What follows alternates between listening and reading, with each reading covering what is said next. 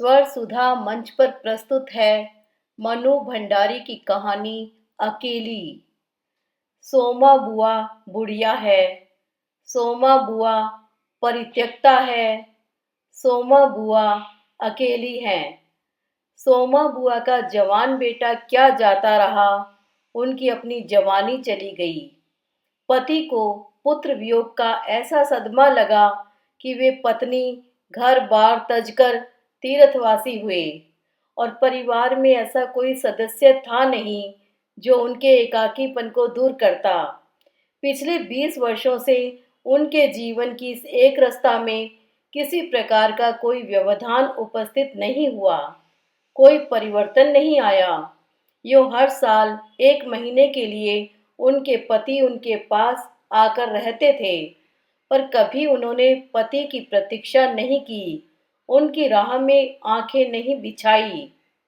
जब तक पति रहते उनका मन और भी मुरझाया हुआ रहता, क्योंकि पति के स्नेहहीन व्यवहार का अंकुश उनके रोजमर्रा के जीवन की अबाध गति से बहती स्वच्छंद धारा को कुंठित कर देता।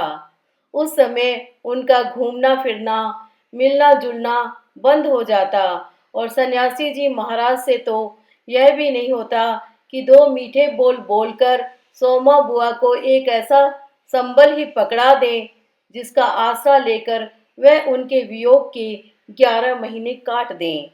इस स्थिति में बुआ को अपनी जिंदगी पास पड़ोस वालों के भरोसे ही काटनी पड़ती थी।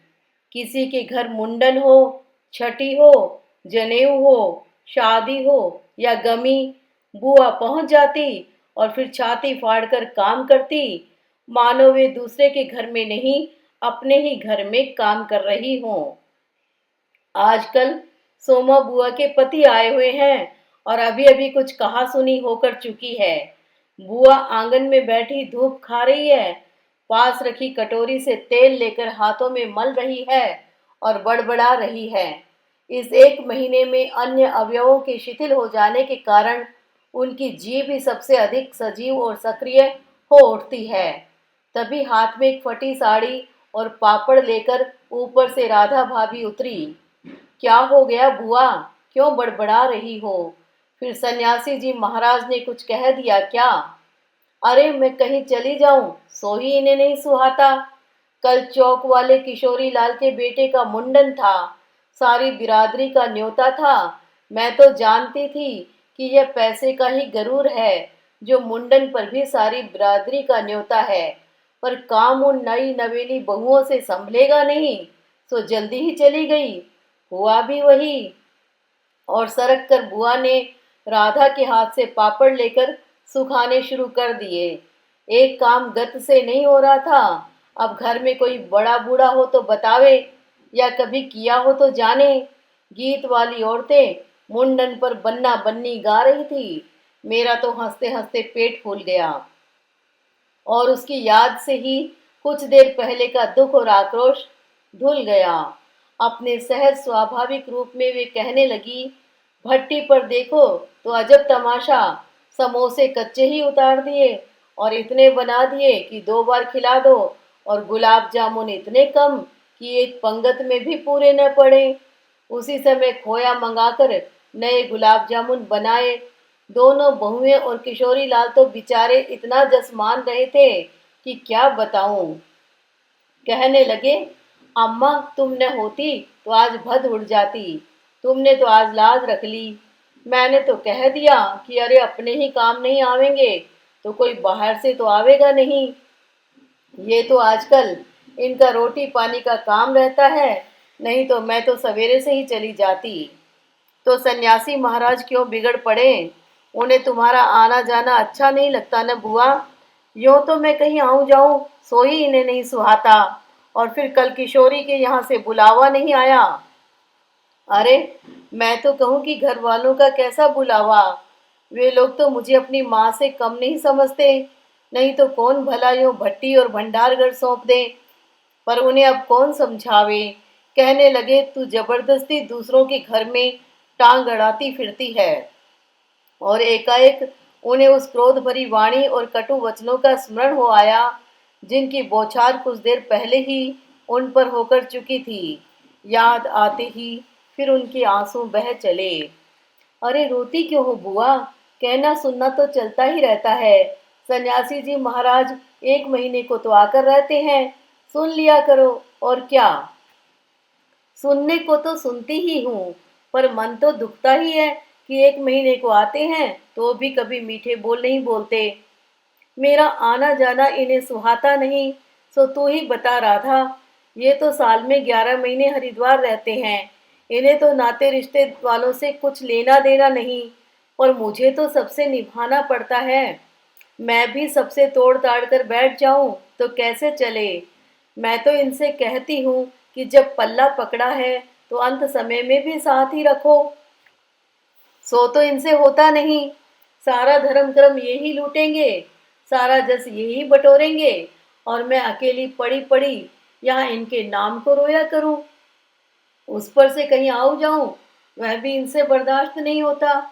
और बुआ फूट फूट कर रो पड़ी। राधा ने आश्वासन देते हुए कहा, रो नहीं बुआ। अरे, वे तो इसलिए नाराज हुए कि बिना बुलाए तुम चली गई। बेचारे इतने हंगामे में बुलाना भूल गए, तो मैं भी मान करके बैठ जाती। फिर घर वालों का कैसा बुलाना। मैं तो अपनेपन की बात जानती हूँ। कोई प्रेम नहीं रखे तो 10 बुलावे पर भी नहीं जाऊं, और प्रेम रखे तो बिना बुलाए भी सिर के बल चली जाऊं। मेरा अपना हरखू होता और उसके घर काम होता तो क्या मैं बुलावे के भरोसे बैठी रहती। मेरे लिए जैसा हरखू वैसा किशोरी लाल। आज हरखू नहीं है, इसी से दूसरों को देख देख कर मन भरमाती रहती हूँ। और वे हिचकियां लेने लगी। पापड़ों को फैलाकर स्वर को भरसक कोमल बनाकर राधा ने कहा, तुम भी बुआ बात को कहाँ से कहाँ ले गई। अब चुप हो। अच्छा देखो, तुम्हारे लिए एक पापड़ भून कर लाती हूँ, खाकर बताना कैसा है। और वह पापड़ लेकर ऊपर चढ़ गई। कोई सप्ताह भर बाद बुआ बड़े प्रसन्न मन से आई और सन्यासी जी से बोली, सुनते हो, देवर जी के ससुराल वालों की किसी लड़की का संबंध भागीरथ जी के यहाँ हुआ है। वे सब लोग यहीं आकर ब्याह कर रहे हैं। देवर जी के बाद तो उन लोगों से कोई संबंध ही नहीं रहा। फिर भी हैं तो समधी ही। वे तो तुमको भी बुलाए बिना नहीं मानेंगे। समधी को आखिर कैसे छोड़ सकते हैं। और बुआ पुलकित होकर हंस पड़ी। सन्यासी जी की मौन उपेक्षा से उनके मन को ठेस तो पहुंची, फिर भी वे प्रसन्न थी। इधर उधर जाकर वे इस विवाह की प्रगति की खबरें लाती। आखिर एक दिन वे यह भी सुनाई कि उनके समधी यहाँ आ गए। जोर शोर से तैयारियां हो रही हैं, सारी बिरादरी को दावत दी जाएगी। खूब रौनक होने वाली है। दोनों ही पैसे वाले ठहरे। क्या जाने हमारे घर तो बुलावा आएगा या नहीं। देवर जी को मरे 25 बरस हो गए, पर उसके बाद से तो कोई संबंध ही नहीं रखा। रखे भी कौन, यह काम तो मर्दों का होता है। मैं तो मर्द वाली होकर भी बेमर्द की हूँ। और एक ठंडी सांस उनके दिल से निकल गई।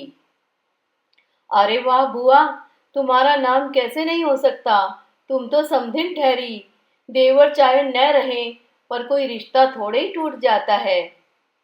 दाल पीसती हुई घर की बड़ी बहू बोली, है बुआ, नाम है। मैं तो सारी लिस्ट देखकर आई हूँ। विधवा ननद बोली। बैठे ही बैठे 2 कदम आगे सरक कर बुआ ने बड़े उत्साह से पूछा, तू अपनी आंखों से देखकर आई है नाम? नाम तो होना ही चाहिए, पर मैंने सोचा कि क्या जाने आजकल के फैशन में पुराने संबंधियों को बुलाना हो न हो। और बुआ बिना 2 पल भी रुके वहां से चल पड़ी। अपने घर जाकर सीधे राधा भाभी के कमरे में चढ़ी।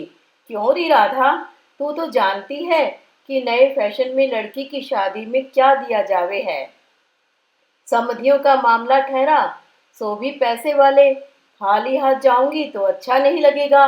मैं तो पुराने जमाने की ठहरी। तू ही बता दे क्या दूं। अब कुछ बनाने का समय तो रहा नहीं। 2 दिन बाकी हैं। सो कुछ बना बनाया ही खरीद लाना। क्या देना चाहती हो अम्मा? जेवर, कपड़ा, श्रृंगारदान या कोई और चांदी की चीज? मैं तो कुछ भी नहीं समझू री। जो कुछ पास है तुझे लाकर दे देती हूँ। जो तू ठीक समझे ले आना। बस भद नहीं उड़नी चाहिए। अच्छा देखूं पहले कि रुपए कितने हैं। और वे डगमगाते कदमों से नीचे आई। दो तीन कपड़ों की गठरियां हटाकर एक छोटा सा बक्स निकाला। उसका ताला खोला। इधर उधर करके एक छोटी सी डिबिया निकाली। बड़े जतन से उसे खोला। उसमें 7 रुपए और कुछ रेजगारी पड़ी थी और एक अंगूठी। बुआ का अनुमान था कि रुपए कुछ ज्यादा होंगे, पर जब 7 रुपए ही निकले तो सोच में पड़ गई। रईस समधियों के घर में इतने से रुपयों से तो बिंदी भी नहीं लगेगी। उनकी नजर अंगूठी पर गई। यह उनके मृत पुत्र की एकमात्र निशानी उनके पास रह गई थी। बड़े बड़े आर्थिक संकटों के समय भी वे उस अंगूठी का मोह नहीं छोड़ सकी थी। आज भी एक बार उसे उठाते समय उनका दिल धड़क गया। फिर भी उन्होंने 5 रुपए और अंगूठी आंचल में बांध ली। बक्स को बंद किया और फिर ऊपर को चली। पर इस बार उनके मन का उत्साह कुछ ठंडा पड़ गया था और पैरों की गति शिथिल। राधा के पास जाकर बोली, रुपए तो नहीं निकले बहू, आए भी कहाँ से? मेरा कौन कमाने वाला बैठा है? उस कोठरी का किराया आता है, उसमें 2 समय की रोटी निकल जाती है जैसे तैसे। और वे रो पड़ी। राधा ने कहा, क्या करूं बुआ, आजकल मेरा भी हाथ तंग है, नहीं तो मैं ही दे देती। अरे तुम देने के चक्कर में पड़ती ही क्यों हो? आजकल तो देने लेने का रिवाज ही उठ गया है। नहीं रे राधा, समधियों का मामला ठहरा। 25 बरस हो गए तो भी वे नहीं भूले और मैं खाली हाथ जाऊं? नहीं नहीं, इससे तो न जाऊं सो ही अच्छा। तो जाओ ही मत, चलो छुट्टी हुई। इतने लोगों में किसे पता चलेगा कि आई या नहीं? राधा ने सारी समस्या का सीधा सा हल बताते हुए कहा, बड़ा बुरा मानेंगे, सारे शहर के लोग जावेंगे और मैं समधिन होकर नहीं जाऊंगी तो यही समझेंगे कि देवर जी मरे तो संबंध भी तोड़ डाला। नहीं नहीं, तू यह अंगूठी बेच ही दे। और उन्होंने आंचल की गांठ खोलकर एक पुराने जमाने की अंगूठी राधा के हाथ में रख दी। फिर बड़ी मिन्नत के स्वर में बोली, तू तो बाजार जाती है राधा, इसे बेच देना और जो कुछ ठीक समझे खरीद लेना। बस शोभा रह जावे इतना ख्याल रखना। गली में बुआ ने चूड़ी वाले की आवाज सुनी तो एकाएक ही उनकी नजर अपने हाथ की भद्दी मटमैली चूड़ियों पर जाकर टिक गई। कल समधियों के यहाँ जाना है, जेवर नहीं है तो कम से कम कांच की चूड़ी तो अच्छी पहन ले। और एक अव्यक्त लाज ने उनके कदमों को रोक दिया। कोई देख लेगा तो? लेकिन दूसरे ही क्षण अपनी इस कमजोरी पर विजय पाती सी वे पीछे के दरवाजे पर पहुंच गई और 1 रुपया कलदार खर्च करके लाल हरी चूड़ियों के बंद पहन लिए। पर सारे दिन हाथों को साड़ी की आंचल से ढके ढके फिरी। शाम को राधा भाभी ने बुआ को चांदी की एक सिंदूरदानी, एक साड़ी और एक ब्लाउज का कपड़ा लाकर दे दिया। सब कुछ देख पाकर बुआ बड़ी प्रसन्न हुई और यह सोच सोचकर कि जब वे ये सब दे देंगी तो उनकी समधिन पुरानी बातों की दुहाई दे देकर उनकी मिलनसारिता की कितनी प्रशंसा करेंगी, उनका मन पुलकित होने लगा। अंगूठी बेचने का गम भी जाता रहा। पास वाले बनिए के यहाँ से एक आने का पीला रंग लाकर रात में उन्होंने साड़ी रंगी। शादी में सफेद साड़ी पहनकर जाना क्या अच्छा लगेगा? रात में सोई तो मन कल की ओर दौड़ रहा था। दूसरे दिन 9 बजते बजते खाने का काम समाप्त कर डाला।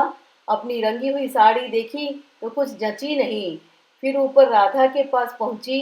क्यों राधा, तू तो रंगी साड़ी पहनती है तो बड़ी आब रहती है, चमक रहती है, इसमें तो चमक आई नहीं। तुमने कलफ जो नहीं लगाया अम्मा, थोड़ा सा मान दे देती तो अच्छा रहता।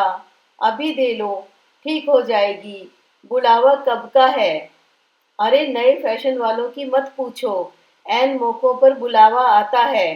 5 बजे का मुहूर्त है, दिन में कभी भी आ जावेगा। राधा मन ही मन मुस्कुरा उठी।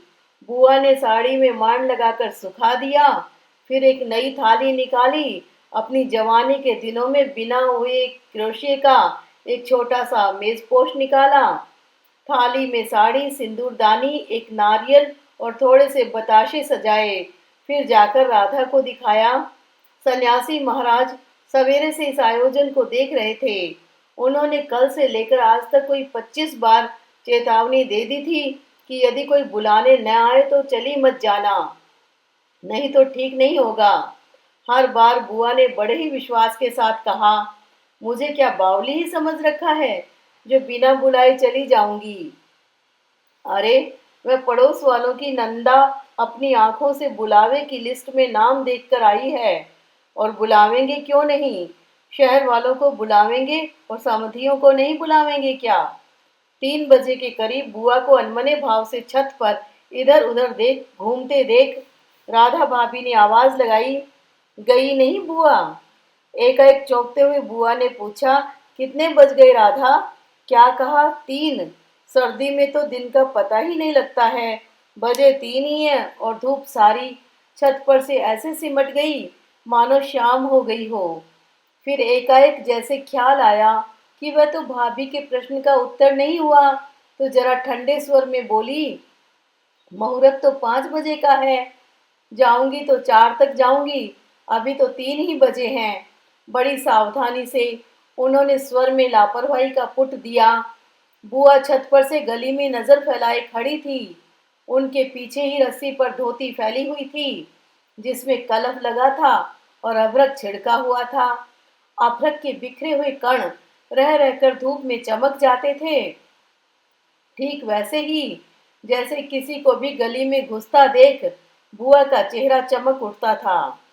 7 बजे के धुंधलके में राधा ने ऊपर से देखा तो छत की दीवार से सटी गली की ओर मुंह किए एक छाया मूर्ति दिखाई दी।